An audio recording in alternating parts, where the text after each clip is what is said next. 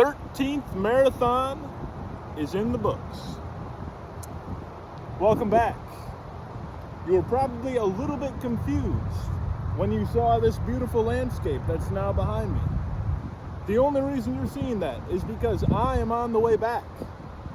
On the way back from my marathon in Rhode Island from this morning. I made a stop in New Jersey. Yes, this is New Jersey. And I decided that I was going to record at one of their scenic overlooks. So as you can see behind me, very scenic. Overlooking. But the recap. So, this one will probably be a little bit brief. That's okay. So it was a 9-loop and change course. They had us do a little out and back to start off. And immediately I was a little bit like, my legs aren't feeling the best right now. I can just tell something's a little bit off. And, you know, I was wearing new shoes. I was wearing Mount Dakota cushion shoe, which is basically their max cushion. A good comparison would be the Glycerin from Brooks. And let me move a little closer, just to make sure you can hear me. But yeah, there were a couple of guys that took off right away, and I was like, go ahead. Like, I could just tell it wasn't quite my day. And I had only done the North Carolina one 15 days ago, so it wasn't like, you know, I was fully recovered. So after that, I was just kind of like, okay, just, you know, relax a little bit and just try to run 7 flat, 7:30, somewhere in that range. And so that's what I did. I was nervous that it was going to fall apart because, you know, running in a newish pair of shoes is a little bit of a risk. Rookie mistake, some might say. But I thought that it was the best thing to do because my old ones were worn down and that wasn't going to happen. So, turned out okay.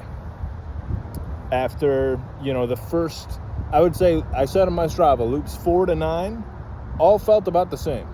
Like, I didn't get any more fatigued, any less fatigued. I don't know how that would happen. But strangely, I felt better in the last 10K of this one than the last one in North Carolina. But the first 20, I felt 100 times better. Well, not 100. 4 times better or so in the North Carolina one. Just way smoother, way like stronger. And my legs, it was almost like something bad was going to happen at any second is how it felt. But I made it through. I think my time was maybe 3:16, 3:17, 3:18, somewhere in that range. And I was like 4th to 7th place. I saw 3 people finish before me, but there might have been a couple other ones. There were also halfers out there on the course. But I would say overall a successful trip. Now I'm currently on my way back. And yeah, just had to make a stop, record the closeout convo. Next week, I'm going to be doing something very, very different than my normal videos. We are going to, well, actually, I don't want to spoil it, but just know that it will be a ranking of some kind, and it'll obviously have to do with running, and I might even go all out and, like, make a few graphics or, like, you know, scratch that. I don't want to have any big expectations because I might be on a time crunch. Who knows? Stuff might happen. But it's going to be good. I have confidence in that.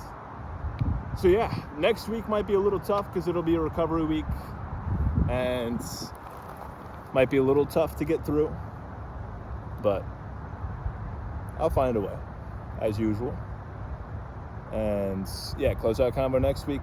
Week after that will be a preview of the challenge I've looked forward to the most since I thought of it, out of any challenge.